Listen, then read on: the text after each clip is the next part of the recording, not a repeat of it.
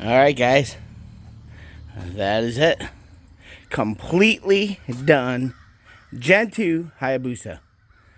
It's crazy to think 7, 8, 9 days after purchasing this Gen 2 Busa from a Harley dealer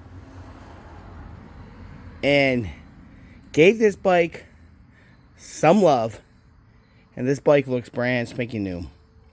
What we have done, obviously got the body panels off. I'm doing a 3-stage paint correction, ceramic coating on all the body work so that way it's mint. Going over everything and obvious detailing the swing arm, the wheels, getting everything in maintenance wise done too while we're here. So let's start with the tires first. First, when I went to get the bike, completely flat tires. Now we're running exactly where we should be, 36 psi front and rear.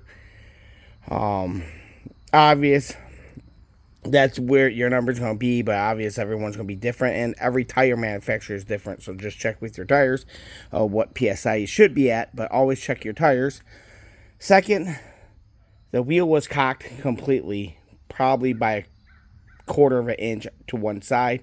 So whoever adjusted the chain did it completely wrong. So now we're dialed in with the chain. Clean the chain. Let me show you guys real quick. Clean the chain, the sprocket, all that looks brand spanking new. Tires even look brand new now. So got that all clean, detailed, and properly. The chain was completely loose when I bought it. I mean loose, guys. And that's why the wheel was completely cockeyed. Probably was done by the previous owner. Obvious, if you don't know what you're doing, you shouldn't be touching a bike because that's not good for the chain. It's not good for alignment. When the alignment's off, it could end up breaking the chain and causing a lot more issues. Next step I did, obviously I took the exhaust off just due to the exhaust being not put on, installed correctly. Everything was completely whacked. It was hitting the shifter. The shifter wouldn't work properly. The hangers weren't even installed properly. So that's pretty much junk exhaust. So we're going to kibosh that.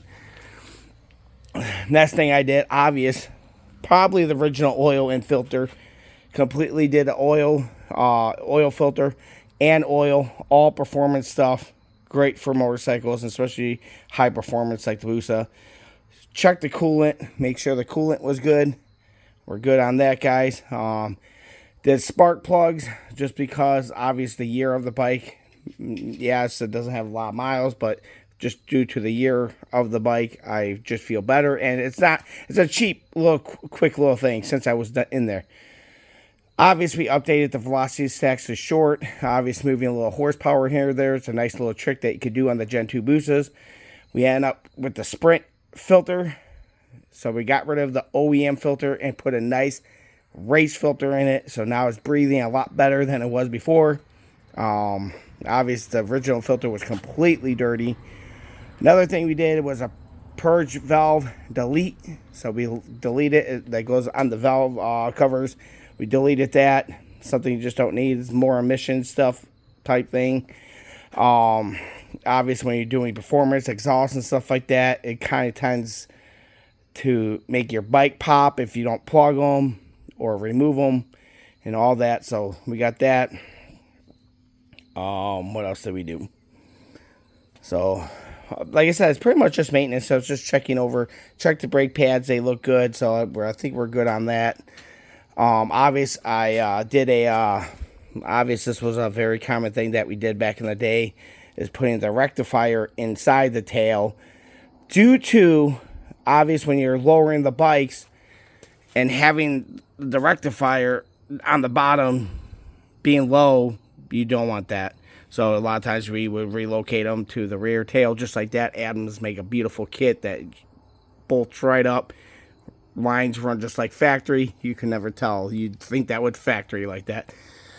And like I said, just doing a 3-stage paint correction and a ceramic coating on the bike, getting everything dialed in, and I think that's pretty much it, guys. I do gotta get new seat bolts. They were missing, so who knows. So just with a little elbow grease and obvious getting my hands dirty and not much time, and really not that, I guess it was a little pricey. It wasn't like super cheap. Obvious oil changes on motorcycles are never cheap. So we did that.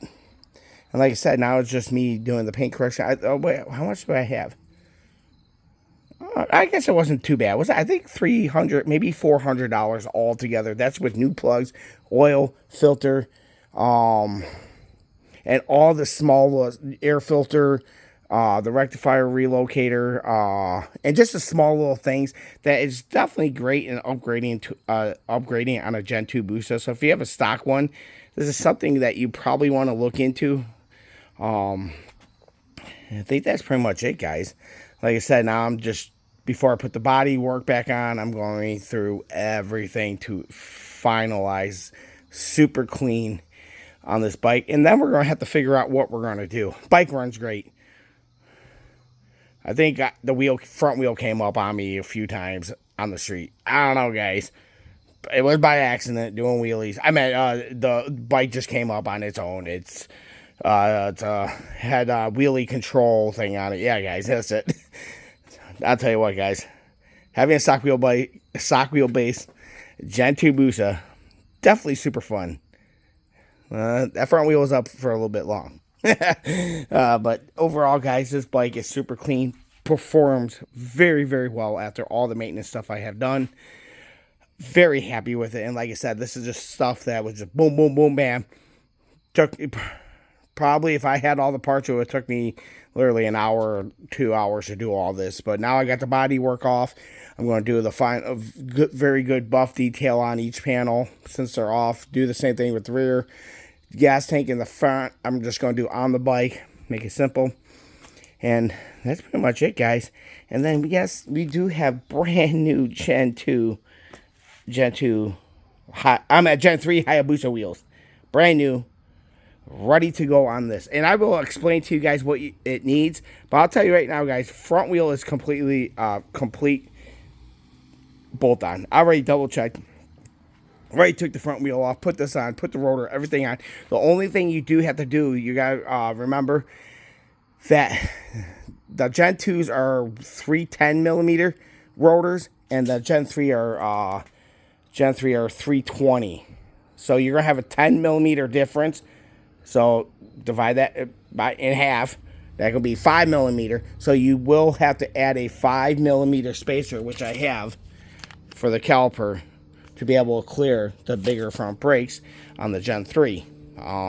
So we have that pretty much all ready to go to bolt on, do this. So the front wheel is a complete bolt on, guys. So if you guys were wondering if the Gen 3 fit on a Gen 2, front wheel is definitely a bolt on. I already did it. I already put the front wheel on, tested everything. We're good to go.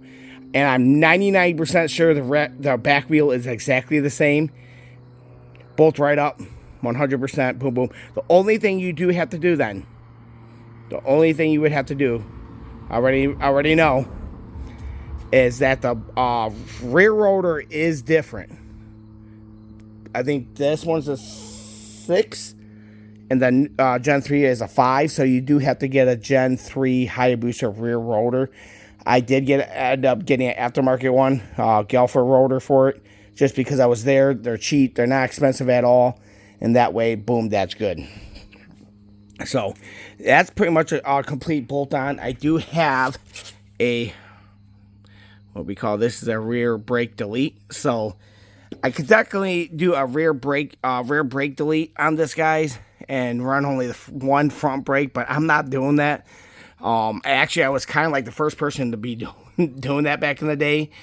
And obvious tracks do not like that. Obviously, it's a super safety issue. If something went wrong with the front brakes, you will have no brakes, and that's not fun, guys. So I am going to put the rear brake on and have just a single front. You guys wonder why we do the single front is because obviously these are very great brakes. You know, obviously Suzuki knew what they were doing. It still stops on a dime. A lot of it is just for drag racing purposes, not for street. I wouldn't highly recommend for the street, but for drag racing, you're eliminating, obvious one is weight, and you're going to remove rotation weight from the rotor not being there. So you're getting a lot of benefits for drag racing, and you're not going to get as much drag in the front as if you had two. And what I mean by that is when your brake pads are not clamped because you're not using them, they could cause a little drag to the front wheel. And if your front wheel is having a little drag, that could slow you down. And we're talking about very, very, very slim. But when you're competitive racing, everything matters and counts. You know, even people go as far as putting titanium bolts, you know, here and there. We're talking grams. And people do it just because, like I said, when you're in competitive racing, that's what it takes to win. You know, you got to do everything you can. So stay tuned. Please like and subscribe, and stay tuned for this project. I don't know what we're going to do with this bike yet, guys. Comment below what you think we should do. I think I already kind of know what I want to do because we already have one sick-ass stock wheelbase bike, and I'm thinking just do a full-on drag bike. Unless someone offers me really, really good money, as is stock wheelbase. Just super clean with the Gen 3 obvious setup on it. If I get a good offer, I might say bye-bye to the bike, but I mean, you're looking at double what I paid for it, so you better be coming with some big cash. So, like I said, guys, please like and subscribe. Stay tuned for the project. Stay tuned. We got Mustang stuff coming. We are 1 week away from the show.